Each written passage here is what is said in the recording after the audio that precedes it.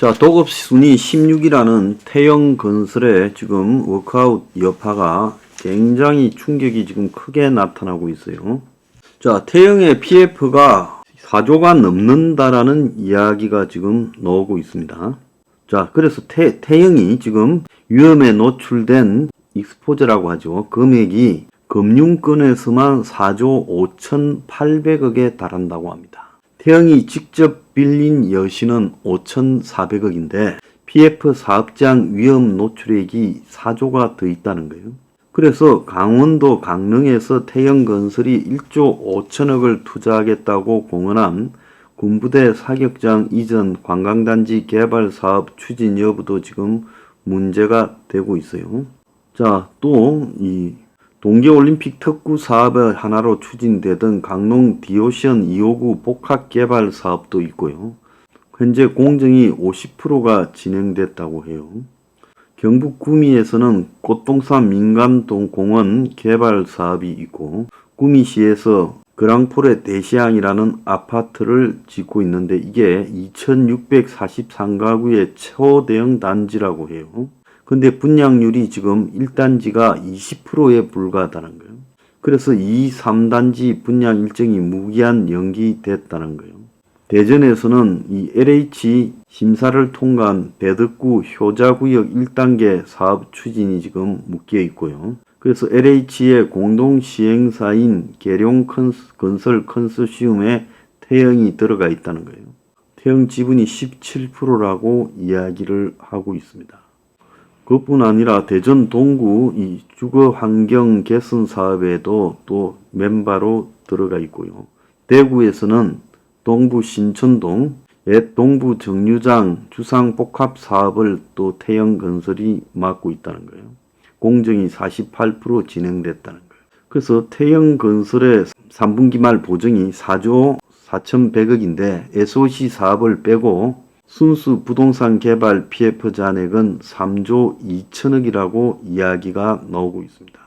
자, 이와 관련해서 지금 도미노 붕괴가 나오는 것 아니냐. 그래서 정부는 PF 보정 비중이 과도한 특수 상황이다라고 이야기하지만 업계는 태영만의 특수 상황이 아니라 PF 부실이 이제 시작된 것이라고 여기고 있어요.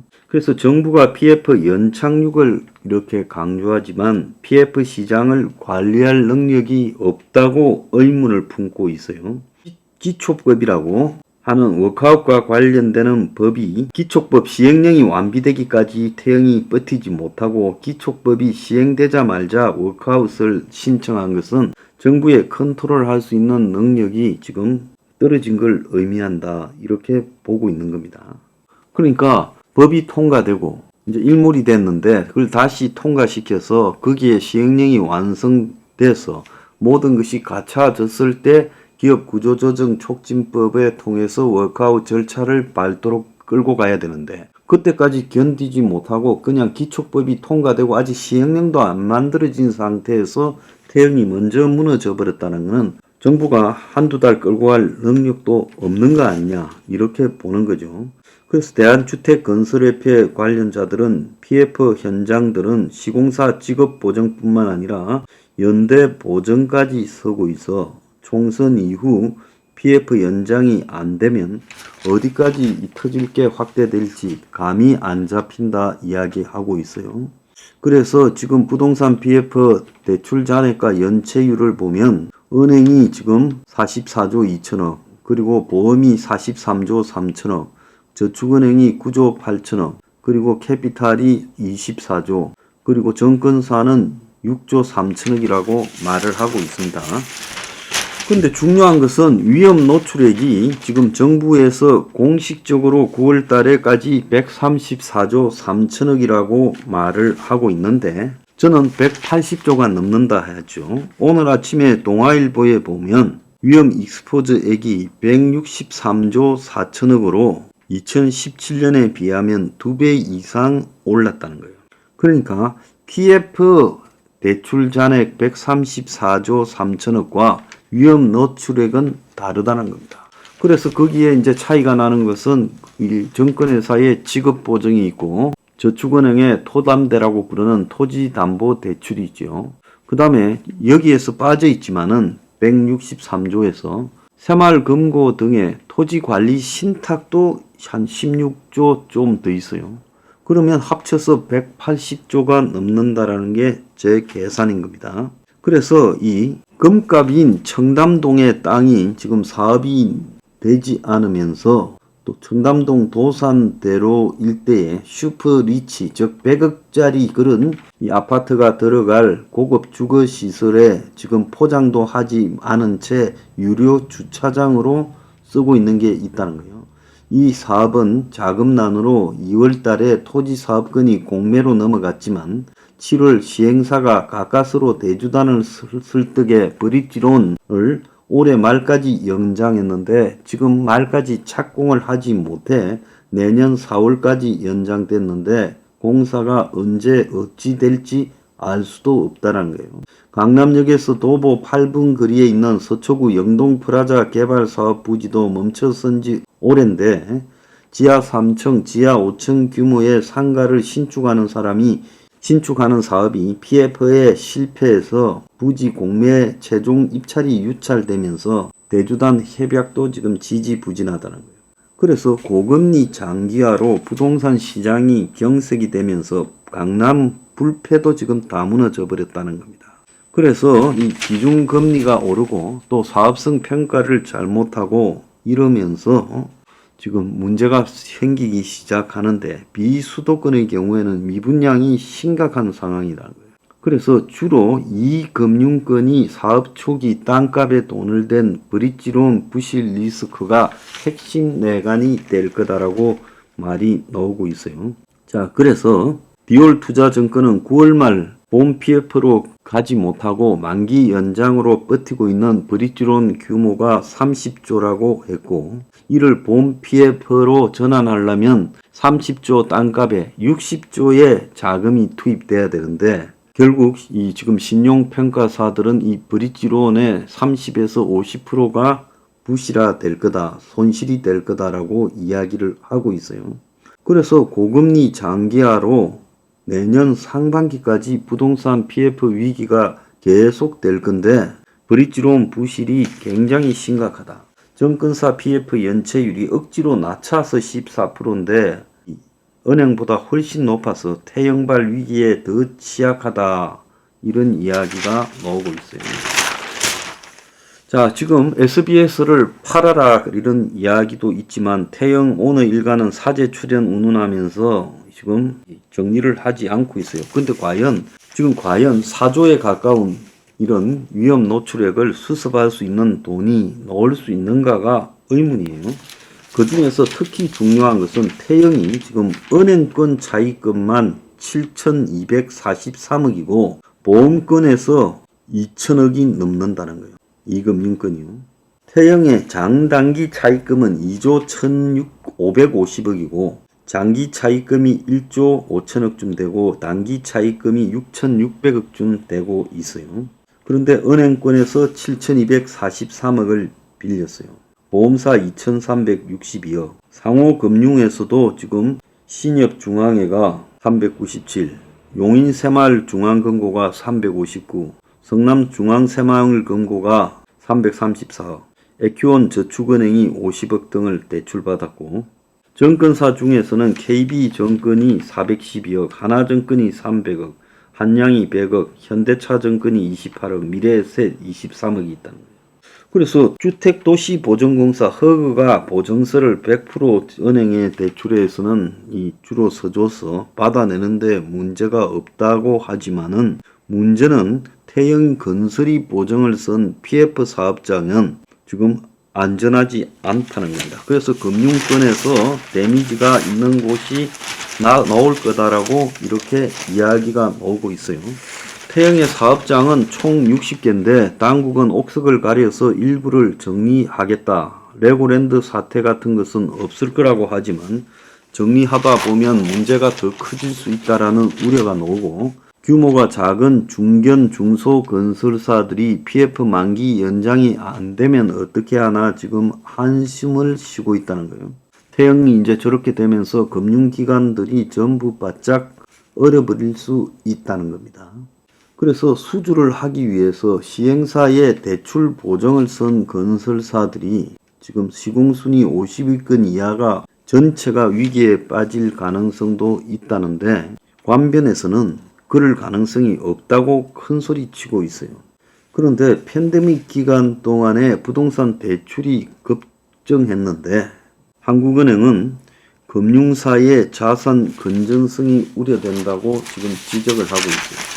자, 근데 건설업계에서 지금 반응이 2008년 금융위기보다 더 무섭다, 태형이 시작일 수 있다라는 이야기가 나오고 있어요.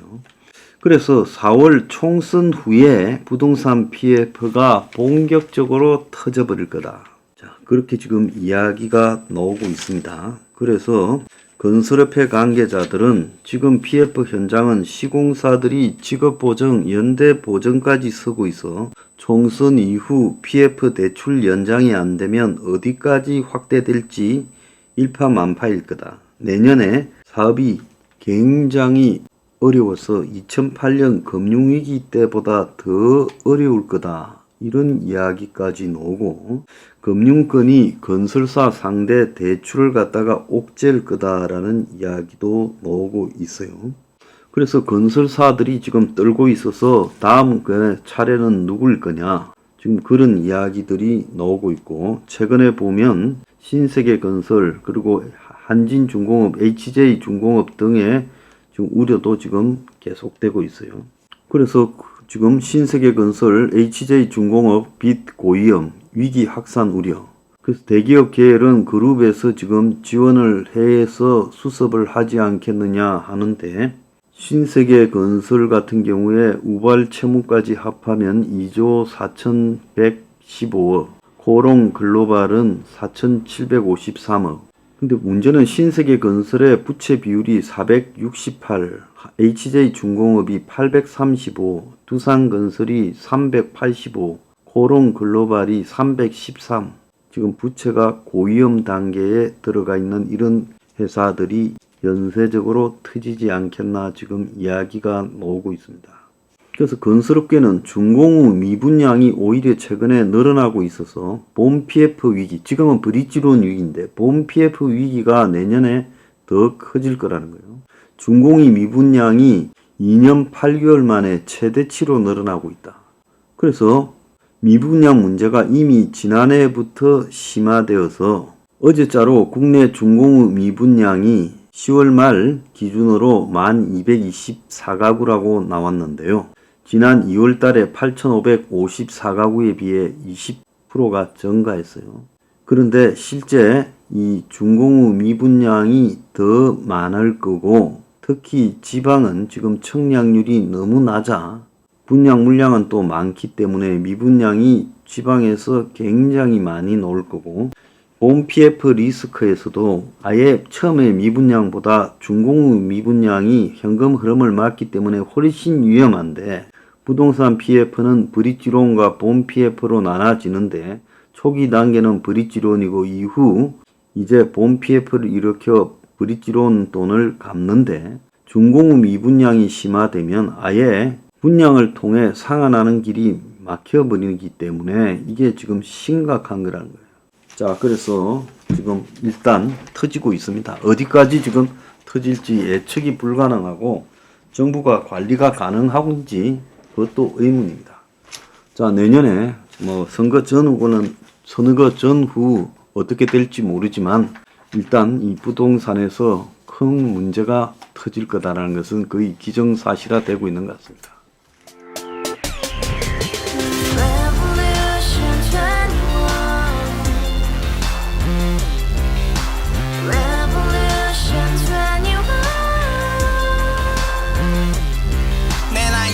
월세 30 코인빚만 300 서울에 온지 벌써 10년 아둥바둥 버텼지만 여전히 난 반지 하에 제왕 곰팡이 연문제약 내비랑 깡통망통 완전히 폭망 고시원 창문만큼 작아진 내 꿈 연애 결혼 내 집 모든 게 헛꿈 1년 전 떠난 여친 울며 말했지 같이 살자 평생 가본 게 꼭꼭꼭하지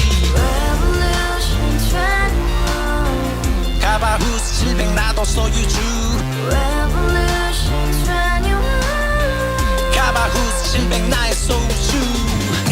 싸우라부지 마트캐셔 울어무니 우리 집안 다 털어봤자 후줄 그래 개선민 내 미래 거기서 팍 끝난 거지 팍더 이상 노력 따윈 괴물이 스펙 찾아서 말리 비오는 날 알바 잘려 맨날 학원 날 개쳐 발려 밤비 내리는 양화대교 홀로 걷고 있을 때 현수막에 아로 새겨진 평당 700짜리 아파트 다같이 소리 질러 혁명 21 Revolution 21 가바우스 700 나도 소유주 Revolution 21 가바우스 700 나의 소주 You and I, we live together in the house. Brand new day, and your dream had just begun. Revolution 21, only open happiness. 너의 곁에 내가 영원히 Yeah. 지금까지 정치인들 입만 열면 찝찝찝 개소리 멍멍멍 쳤다 하면 뻥 잘난 부모